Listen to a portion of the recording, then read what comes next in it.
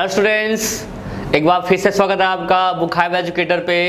मैं विकास कुमार झा आज जो आपके लिए टॉपिक लेके आया हूँ वो है आपकी लर्निंग।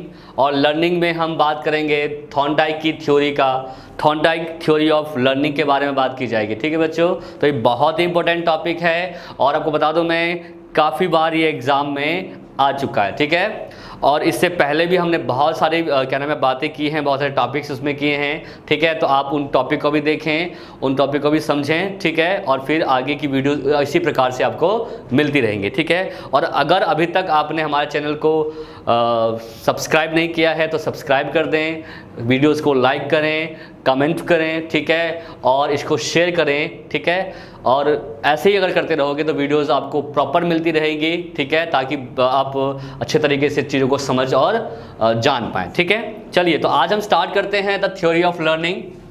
थ्योरी ऑफ लर्निंग में हम बात करेंगे आज थॉर्नडाइक की थ्योरी, थॉर्नडाइक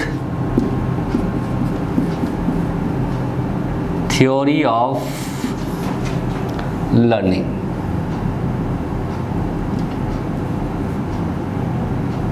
ठीक है, थॉर्नडाइक की थ्योरी ऑफ लर्निंग की बात करेंगे। इनकी थ्योरी का नाम था, आपको सुना होगा, trial and error theory, trial and error theory. ठीक है, इसको हम प्रयत्न एवं त्रुटि का सिद्धांत भी कहते हैं। ठीक है, या इस थ्योरी को हम SR थ्योरी के नाम से भी जानते हैं। SR का मतलब होता है स्टिमुलस एंड रिस्पॉन्स थ्योरी। ठीक है, स्टिमुलस एंड रिस्पॉन्स थ्योरी भी कहते हैं इसको, उद्दीपक एवं अनुक्रिया का सिद्धांत। ठीक है, पहली बात तो आपको बताऊं मैं, E.L. थॉर्नडाइक को हम फादर ऑफ एजुकेशनल साइकोलॉजी बोलते हैं। इनको क्या बोलते हैं हम? The father of educational psychology, father of educational psychology. ठीक है, यानी कि शिक्षा मनोविज्ञान के प्रवर्तक हैं। इनफैक्ट लर्निंग कैसी होनी चाहिए, लर्निंग किस प्रकार से हम दें, बच्चे का बिहेवियर कैसे चेंज होता है, कैसे बच्चे को हम सिखा सकते हैं, यानी कि बिहेवियर लर्निंग जो हमारी होती है उसका शिक्षा में किस प्रकार से यूज होना चाहिए, ये आपके E.L. थॉर्नडाइक नहीं बताया था। ठीक है, इन्होंने कहा था कि बच्चे को प्रैक्टिस से सिखाओ, इन्होंने कहा था कि बच्चों को पनिशमेंट भी दिया जाए, अगर उसको नीड होती है तो उनको रीइंफोर्समेंट दिया जाए, बच्चों को पुनर्बल मिलना चाहिए।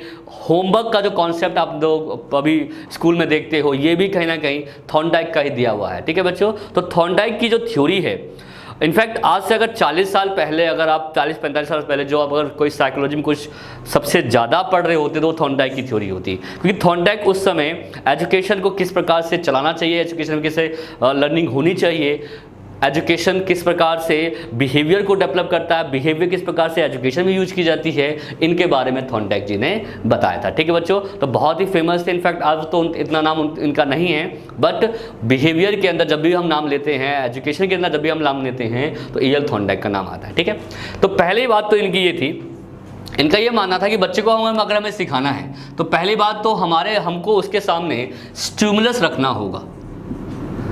क्या रखना होगा? स्टिमुलस मतलब होता है कोई भी एक उद्दीपक। अब स्टिमुलस क्या होता है ये तो आपको पता ही होगा। ठीक है, स्टिमुलस होता है जिसको देखकर बच्चा रिएक्ट करे। ठीक है, जिसको देख के बच्चा क्या करे? रिस्पॉन्ड करे। तो जो भी स्टिमुलस आपके सामने होगा बच्चा उसको देख के रिस्पॉन्ड करेगा। एग्जांपल मैं आपको देता हूँ, जैसे मान लो कि कोई भी ऐसी वस्तु आपके सामने है जिसको देख के आप अनुक्रिया कर रहे हो, तो वो आपके लिए वो आपके लिए क्या होगा? स्टिमुलस होगा। ठीक है, जैसे मान लो कि मैंने आपको एक पेन दिखाया, तो आपने पेन देखा, अब इस पेन को देख के आप कोई रिएक्शन नहीं दोगे, बिल्कुल नहीं दोगे, यानी कि ये आपके लिए स्टिमुलस नहीं है। लेकिन अगर ये पेन आपको मैं ऐसे फेंक के मारूंगा तो आप डरोगे, तो आपने रिएक्ट किया, किसको देख के किया? आपने इस पेन को, तो अब ये क्या बन गया आपके लिए? स्टिमुलस। तो थॉर्नडाइक ये मानना है कि बच्चे को सिखाना है अगर हमें, तो हमें उसके लिए उसको एक स्टिमुलस देना पड़ेगा, उसको एक उद्दीपक देना पड़ेगा, और जैसे स्टिमुलस बच्चे को हम देंगे बच्चा स्टिमुलस से सीखना शुरू कर देगा। ठीक है, तो स्टिमुलस का रोल होता है, और उन्होंने कहा स्टिमुलस से ही क्या होगा? रिस्पॉन्स डेवलप हो सकता है। जितना अच्छा रिस्पॉन्स अगर स्टिमुलस दोगे अब बच्चों में, उतनी अच्छी क्या होती है? अनुक्रिया होती है। ठीक है, दूसरी बात उन्होंने ये कहा था कि भाई जब बच्चा सीखना शुरू करेगा तो उससे एरर्स होना स्वाभाविक सी बात है, यानी कि जो वो गलतियां करेगा। यानी कि उन्होंने ये कहा था कि भाई जो एरर्स होते हैं, एरर्स आर नेचुरल, नेचुरल यानी कि प्राकृतिक है। ये बच्चा अगर कोई काम करेगा तो त्रुटियां तो उससे होगी, ठीक है, त्रुटियां तो उससे होगी, गलती तो उससे होगी। इनफैक्ट कोई ऐसा बच्चा जो है या व्यक्ति जो है वो परफेक्ट नहीं है कि एक ही बार में सारे काम कर लेता होगा। और हर कोई व्यक्ति जो होता है किसी भी काम को करने में उसको जो है एरर्स होते हैं, ठीक है। बट ये एरर्स जो हैं, इन एरर्स को आप रिमूव कर सकते हो अगर आप प्रैक्टिस करो तो उनका ये कहना था कि जितनी ज़्यादा आप प्रैक्टिस करते हो, प्रैक्टिस जो है वो रिड्यूस कर देता है, रिड्यूसेस योर एरर्स, ठीक है। यानी कि जितनी आप प्रैक्टिस करोगे, प्रैक्टिस जितना आप करोगे उससे आपकी जो गलतियां होंगी वह क्या हो जाएंगी, रिमूव हो जाएंगी, ठीक है। प्रैक्टिस बढ़ाया। इनफैक्ट जैसे क्वेश्चन को आप सॉल्व करते हो मैथ्स के प्रॉब्लम, तो मैथ्स के प्रॉब्लम सॉल्व करते हो, क्वेश्चन आप करते हो तो आपसे गलतियां बार बार होती है, लेकिन बाबा अगर प्रैक्टिस करते रहोगे तो आप उस प्रॉब्लम को सॉल्व कर सकते हो। तो मानना ये था इनका कि जितनी प्रैक्टिस बच्चा करता है, जितना वो अभ्यास करता है, उससे जो होने वाली गलतियां होती हैं वो क्या हो जाती हैं, कम हो जाती है, ठीक है। उसके बाद ये फोर्थ पॉइंट क्या था कि भाई पहली बात तो ये है कि स्टिमुलस भी है उसके पास, लेकिन जब तक उसको आप इंटरनली मोटिवेट नहीं करोगे सीखने के लिए तो वो स्टिमुलस भी उसके लिए किसी काम का नहीं है। तो इन्होंने ये कहा था कि बच्चों को सिखाने के लिए हमें पहले रेडी करना पड़ेगा, यानी कि हमें सो रेडीनेस टू लर्न, उन्होंने कहा था रेडीनेस टू लर्न, यानी कि सीखने के लिए आपको क्या करना पड़ेगा, उसको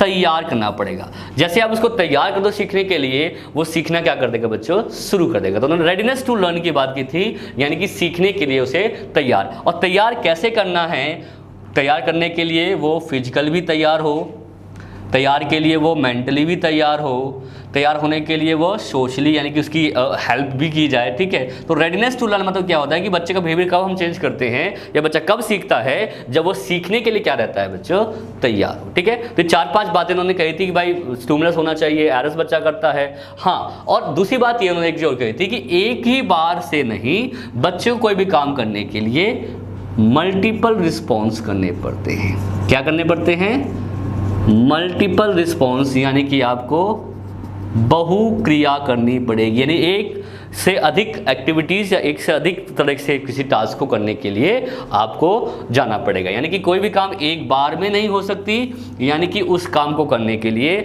आपको एक से अधिक तरीके, एक से अधिक क्या नाम है, आपको उस एक्टिविटीज़ को क्या करना पड़ेगा, करना पड़ सकता है। ये आपके थॉर्नडाइक ने कहे थे, ठीक है। तो इनकी थ्योरी किस प्रकार थी, एक बार इसको देख लेंगे, इसको रब कर देते हैं हम।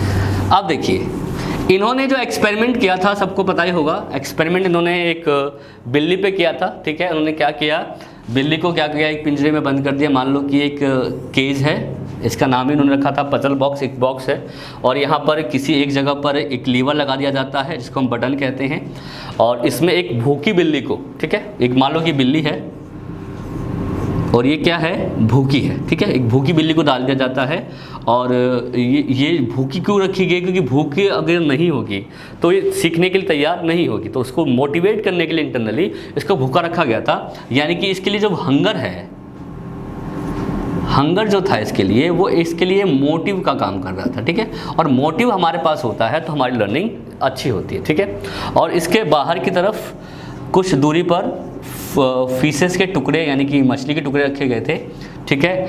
और यहाँ पर एक लीवर था और यहाँ पर एक हम लोगों ने गेट लगा रखा था। अब ये लीवर प्रेस होगा और यहाँ से भाग के आ सकती है और ये फूड खा लेगी, ठीक है। अब ये जो बिल्ली है, ये पिंजरा है, ये बंद है एकदम, ठीक है, केज जो है बंद है, और इसकी नज़र जो पड़ती है मान लो इस पे पड़ती है और इसको देख के वो रिएक्ट करने लग जाती है, ठीक है, यानी कि वो अनुक्रिया करती है।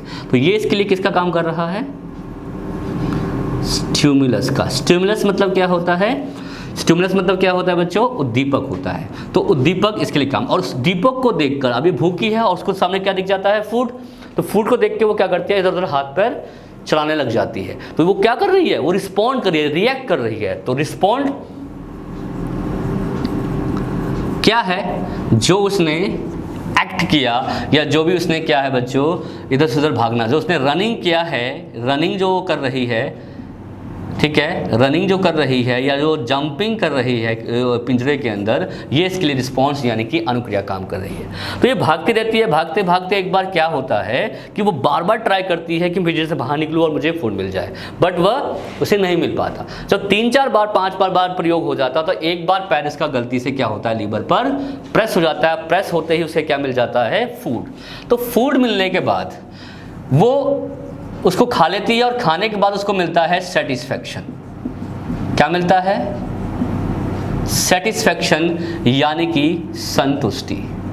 और जैसे आपको संतुष्टि मिलती है, आपको सेटिस्फैक्शन मिलती है, तो आप उस काम को दोबारा से करने के लिए तैयार हो जाते हो। यानी कि जब हम किसी काम को दोबारा से करने के लिए तैयार हो रहे हैं, उसे हम कहते हैं रीइंफोर्समेंट। क्या मिला उसको, रीइंफोर्समेंट मिला।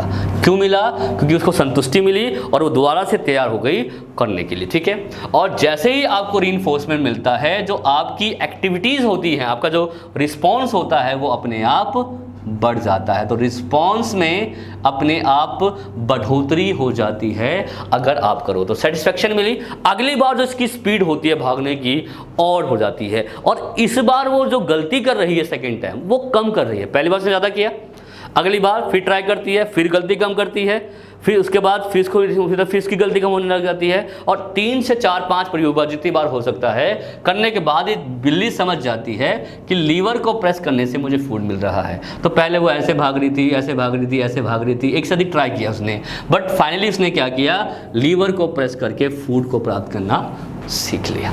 यानी कि अगर बार बार कोई चीज़ ट्राई की जाए, रिपीट किया जाए कोई भी चीज़, तो वो चीज़ बच्चा उसको करने में क्या हो जाता है, सीख लिया जाता है। इसलिए बच्चे को होमवर्क दिया जाता है, क्योंकि एक बार बच्चे समझ में नहीं आएगा, अगर बार बार उसको रिपीट करेगा बच्चा, ऑब्वियसली उसको समझ में आ जाएगा। थोंडा का ये मानना था कि बिहेवियर में मॉडिफिकेशन किसी एक तरीके से नहीं कर सकते हम, हमें उसको बार बार उस काम को करने के लिए इंटरनली मोटिवेट करना पड़ेगा। लेकिन साथ साथ में याद रखना बच्चों, उसे रीइंफोर्समेंट यानी कि पुनर्बलन मिलते रहना चाहिए। तो पुनर्बलन का जो कॉन्सेप्ट था, ये पुनर्बलन आप ये कह सकते हो प्रेज या रिवॉर्ड के रूप में उसको मिलते रहना चाहिए, ताकि उसे वो क्या नाम है, ताकि वो सीखने के लिए क्या रहे, मोटिवेट रहे। ठीक है, तो अब ये बिल्ली जो है वो सीख चुकी है कि लीवर को प्रेस करके मुझे क्या मिलेगा, फूड मिलेगा। ठीक है, तो यानी कि कोई भी काम अगर बार बार रिपीट किया जाए, या कोई भी काम अगर बार बार होता है और हमारे सामने अगर स्टिमुलस होता है, कोई उद्देश्य होता है, तो कोई भी बच्चा जो है सीखने, कोई भी काम करने के लिए क्या हो जाता है, तैयार हो जाता है। यानी कि किसी भी काम करने के लिए क्या हो जाता है, सक्षम हो जाता है। ये किसने कहा था बच्चों, E.L.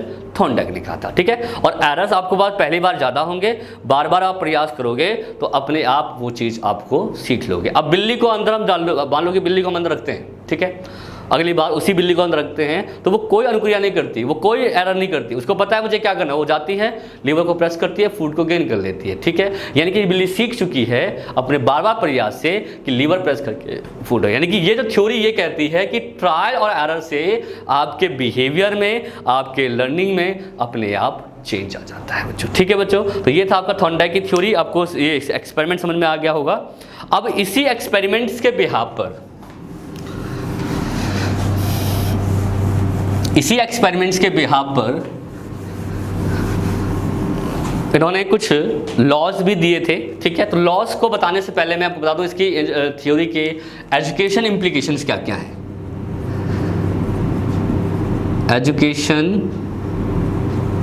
Educational implications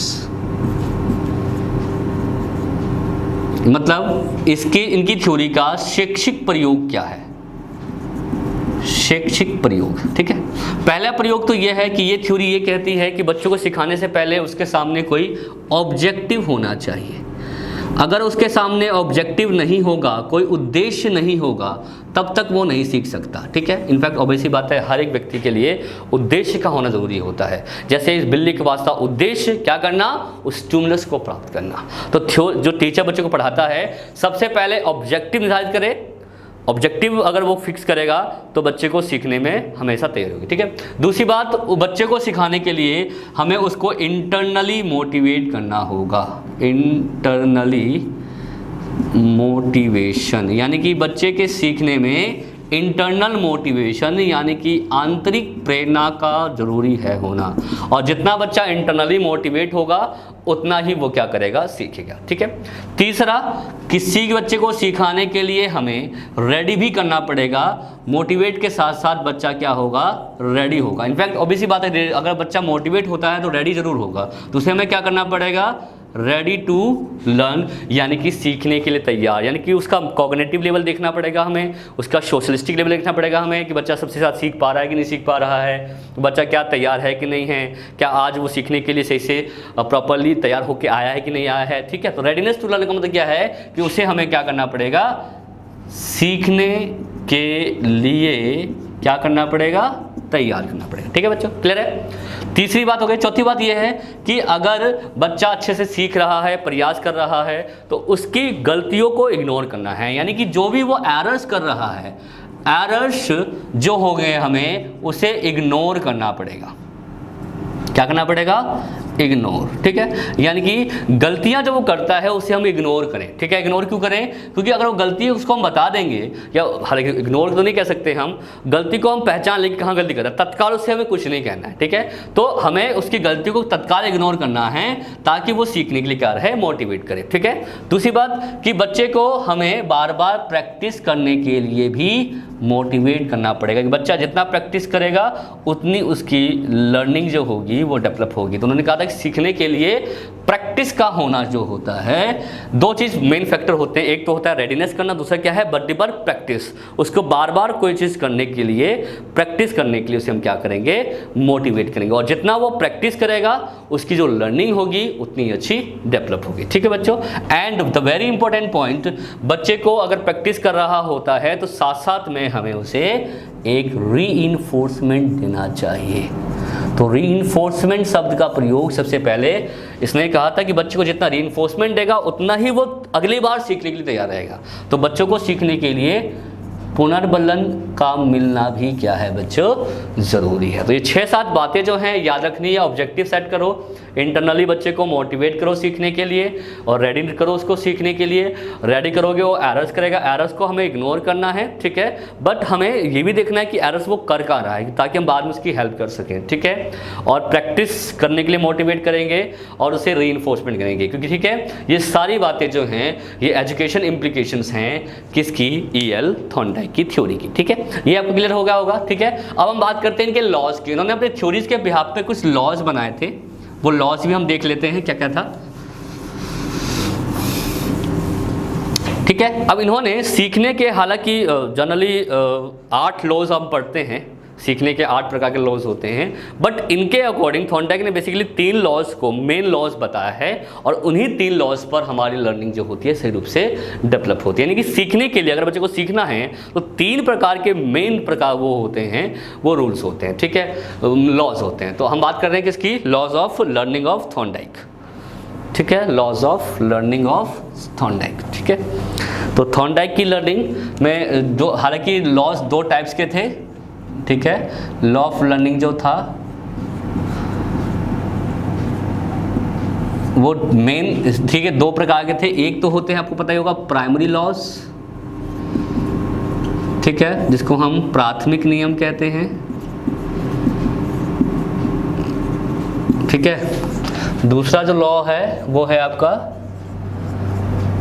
secondary laws.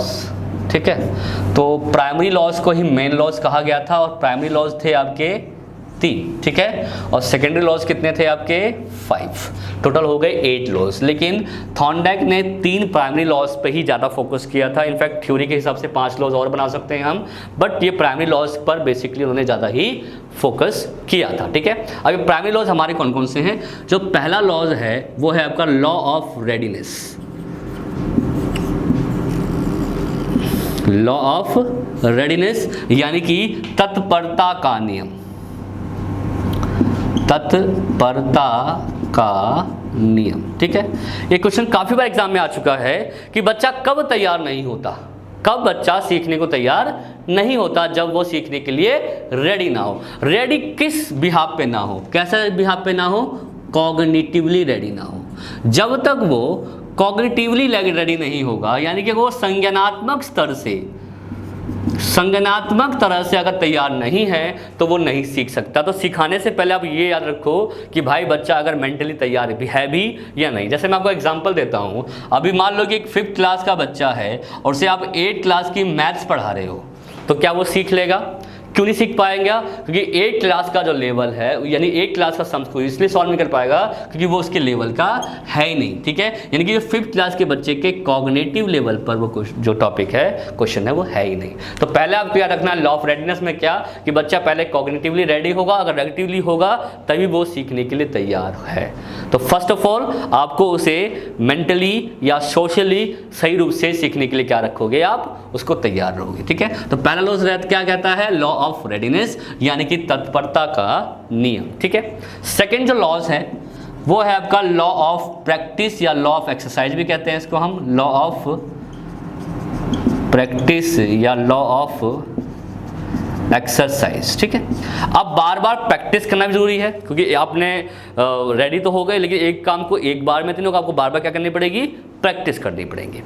Practice में कोई चीज़ रहती है, यानी कि अब सीधी सी बात ये है कि इस वाले लॉज को हम law of use and disuse भी कहते हैं, ठीक है। Law of use and disuse, प्रयोग एवं अनुप्रयोग, प्रयोग एवं अनुप्रयोग का नियम भी कहा जाता है। क्योंकि बच्चों जब आप कोई काम यूज कर रहे होते हैं ऑब्वियसली वो प्रैक्टिस में रहता है, बट अगर आप उस काम को करना छोड़ देंगे, बंद कर देंगे, तो वो हो जाता है डिसयूज। डिसयूज मतलब जिसका क्या है बच्चों, सही से प्रयोग नहीं किया गया। जैसे एग्जांपल मैं लेता हूँ, जैसे मान लो कि आज मैंने आपको लर्निंग के सब के बारे में बता दिया या साइकोलॉजी के ऑलमोस्ट सारे टॉपिक आपको मैंने करवा दिए, ठीक है, और आपने उसको 1 साल तक अच्छे से पढ़ा, उसके बाद 1-2 साल आपने उसको छोड़ दिया। तो अब जब दोबारा उसको छोड़ने के बाद आप पढ़ोगे तो फिर उसको समझने में आपको दिक्कत आएगी क्योंकि आपको प्रैक्टिस नहीं है, ठीक है। जैसे कंप्यूटर आप सीखते हो, आप कंप्यूटर सीखने के बाद 6-7 महीने 8 महीने उसको यूज़ ना करो तो बहुत सारी चीज़ें उसमें आप क्या करोगे? भूल जाओगे, ठीक है। तो ये थ्योरी ये कहती है कि भाई अगर आप उस प्रैक्टिस करते रहोगे तो यूज है, अगर प्रैक्टिस छोड़ दोगे तो फिर डिसयूज हो जाएगा, यानी कि आप उसका यूज़ नहीं किया है तो फिर वो आउट ऑफ द क्या हो जाएगी? प्रैक्टिस हो जाएगी। यानी कि किसी काम को करते रहना है तो हमें प्रैक्टिस करना क्या है? ज़रूरी है, वो भी कॉन्टिन्यूस रूप से लगातार। इसलिए मैं आपको कहता हूँ जो भी वीडियोज़ आप यहाँ पे देखते हो, समझते हो, इसको आप कंटिन्यूसली पढ़ते रहें, ठीक है, ताकि आपका ये चीज़ आपके प्रैक्टिस में रहे और आगे एग्जाम्स में अगर क्वेश्चंस आते हैं तो उसको सॉल्व आप कर पाए, ठीक है बच्चों। चलिए तीसरा जो लॉ है वो है आपका लॉ ऑफ इफेक्ट। इफेक्ट का मतलब होता है प्रभाव। अगर मान लो कि कोई काम आप कर रहे हो, आपने प्रैक्टिस भी अच्छे से की, बट उस प्रैक्टिस का रिवॉर्ड नहीं मिला आपको, उस प्रैक्टिस का मतलब कोई फायदा नहीं हुआ आपको, तो कोई फायदा नहीं है, ठीक है। यानी कि अगर जब तक आपको किसी प्रैक्टिस के सेटिस्फैक्शन नहीं मिलती, क्या नहीं मिलती? सेटिस्फैक्शन मतलब क्या होता है? संतुष्टि, तो आप पर अच्छा इफेक्ट नहीं पड़ता, ठीक है। इसलिए इस वाले लॉ को हम सेटिस्फैक्शन एंड डिससैटिस्फैक्शन का लॉ भी कहते हैं, संतुष्टि एवं असंतुष्टि का नियम कहा जाता है, ठीक है। अगर सेटिस्फैक्शन मिली तो अच्छा प्रभाव पड़ा, और सेटिस्फैक्शन कैसे मिलेगी? जब आपको क्या मिलेगा? रीइंफोर्समेंट, ठीक है। तो रीइंफोर्समेंट आपको पता ही है बच्चे को हम देते हैं, और रीइंफोर्समेंट 2 तरह से दे सकते हैं, एक पॉजिटिव और एक नेगेटिव। पॉजिटिव में दिया जाता है, नेगेटिव में लिया जाता है। तो जितना बच्चा रीइंफोर्स होगा, जितना बच्चे को हम प्रेज देंगे, जितना बच्चे को रिवॉर्ड देंगे किसी काम को करने के लिए, तो उससे वो सेटिस्फाई रहेगा। सेटिस्फाई रहेगा तो उस पर अच्छा प्रभाव पड़ेगा। अगर उसको रिवॉर्ड नहीं देते हैं तो बच्चा क्या रहता है? डिससेटिस्फाई रहता है। डिससेटिस्फाई रहेगा तो वो उस पर अच्छा इफेक्ट नहीं पड़ेगा, ठीक है बच्चों। तो ये 3 लॉज थे किसके? थॉर्नडाइक के, जो उनकी लर्निंग को डिस्क्राइब करता है। पहला लॉ है आपका लॉ ऑफ रेडीनेस, दूसरा लॉ है आपका लॉ ऑफ प्रैक्टिस, तीसरा लॉ है आपका लॉ ऑफ इफेक्ट। तीनों लॉज जो होते हैं बहुत ही इंपॉर्टेंट। इसके अलावा सेकेंडरी लॉज भी हमारे हैं जिसमें हम बात करते हैं, किसी बार इसको नाम देख लें, ठीक है। तो ये 3 लॉज बहुत इंपॉर्टेंट है जो आपके एग्जाम में कितनी बार आ चुके हैं, ठीक है। सेकेंडरी लॉज में आता है लॉ ऑफ एटीट्यूड। एटीट्यूड मतलब होता है वृत्ति या अभिवृत्ति, ठीक है। यानी कि कोई भी काम अगर बार बार आप करते हो तो उस काम को करने की वृत्ति बन जाती है, एक एटीट्यूड बन जाता है उस काम को करना कि किसको किसी प्रॉब्लम को मुझे किस प्रकार से सॉल्व करना चाहिए, ठीक है। उसके बाद दूसरा जो लॉ है वो है law of multiple response. Multiple response. Multiple response मतलब वही वाली बात है कि बार बार अनुक्रिया करना, इसको बोलते हैं बहुक्रिया। ठीक है, कि कोई भी काम एक क्रिया से नहीं होगी, एक रिस्पॉन्स से नहीं होगा, हमें किसी प्रॉब्लम को एक से अधिक मेथड, एक से अधिक तरीके से सॉल्व करना पड़ेगा। ठीक है, जैसे कि डॉग ने, आपने देखा बिल्ली ने बार बार रिस्पॉन्ड करी थी। ठीक है, उसके बाद तीसरा है स्पेसिफिक रिस्पॉन्स। स्पेसिफिक बिहेवियर कह सकते हैं इसको, स्पेसिफिक रिस्पॉन्स कह सकते हैं। ठीक है, तो जब आप कोई भी काम बार बार करते हो तो स्पेसिफिक सॉल्यूशंस पर निकल जाते हो। जैसे कोई मेथड है, कोई प्रॉब्लम है, उसको हम बार बार सॉल्व कर रहे हैं एक से अधिक मेथड का यूज करते हुए। अब मान लो कि इससे ये सॉल्व हो गया, तो ये इसके लिए क्या बन गया, स्पेसिफिक, जिससे आपको क्या मिली है, सक्सेस मिली है। जिसको बोलते हैं विशिष्ट क्रिया या विशिष्ट व्यवहार। ठीक है, चौथा है लॉ ऑफ एनालॉजी, आपने सुना होगा। एनालॉजी का मतलब होता है सादृश्यकरण। ये लॉज ये कहता है कि जब कोई भी नया ज्ञान हम लेते हैं, कोई भी नवीन चीज हम सीखते हैं, तो उसमें हमेशा प्रीवियस हेल्प करता है। यानी कि कोई भी नई प्रॉब्लम को सॉल्व करने के लिए हम प्रीवियस की हेल्प ले लेते हैं। हम ये देखते हैं कि ये जो हम प्रॉब्लम सॉल्व कर रहे हैं, इसको हमने पहले किस प्रकार से किया है। इसे हम कहते हैं लॉ ऑफ एनालॉजी, यानी कि सादृश्यकरण का नियम। और पांचवा और अंतिम लॉ है हमारा लॉ ऑफ एसिमिलेशन। एसिमिलेशन मतलब होता है अपने आप को उस सिचुएशन में ढाल लेना, यानी कि आत्मसात कर लेना। जब आप प्रॉब्लम को सॉल्व करते हो तो आपको पता है कि आप, जैसे बिल्ली को पता है कि मुझे अंदर जाना है, लीवर को प्रेस करना है, प्रेस करते मुझे फूड मिल जाएगा। यानी कि उसने एक स्पेसिफिक रिस्पॉन्ड को डेवलप कर लिया और उसने अब सिचुएशन के साथ अपने आप को क्या कर लिया, ढाल लिया। तो कोई काम आप जब करने लग जाते हो, सीखने लग जाते हो, तो उसके साथ आपका एक कनेक्शन हो जाता है, यानी कि आप अपने आप को उस सिचुएशन में ढाल लेते हो, एसिमुलेट कर लेते हो। तो ये 5 जो लॉज हैं, ये सेकेंडरी लॉज है, बट इस पर क्वेश्चन कम आते हैं। क्वेश्चन किस पे ज़्यादा आते हैं, आपके प्राइमरी लॉज पर, जो है law of readiness, law of practice, law of effect. ठीक है, तो ये था आपका थॉर्नडाइक की थ्योरी। आई होप कि ये थ्योरी आपको अच्छी लगी होगी, पसंद आई होगी। तो अगर इसको आपने इस थ्योरी को, इस वीडियो को पसंद किया है तो प्लीज़ लाइक कीजिए, चैनल को सब्सक्राइब कीजिए, कमेंट कीजिए, अगर कुछ हेल्प चाहिए होगी आपको शेयर कीजिए और बेल आइकन को प्रेस कीजिए, ताकि आपको नई नई वीडियोस मिलती रहें साइकोलॉजी के ऊपर। ठीक है बच्चों, तो आज के लिए इतना ही। मिलते हैं नए अगले क्लास में, अगली वीडियो के साथ, एक अलग कॉन्सेप्ट के साथ। ठीक है बच्चों, तब तक के लिए थैंक यू वेरी मच।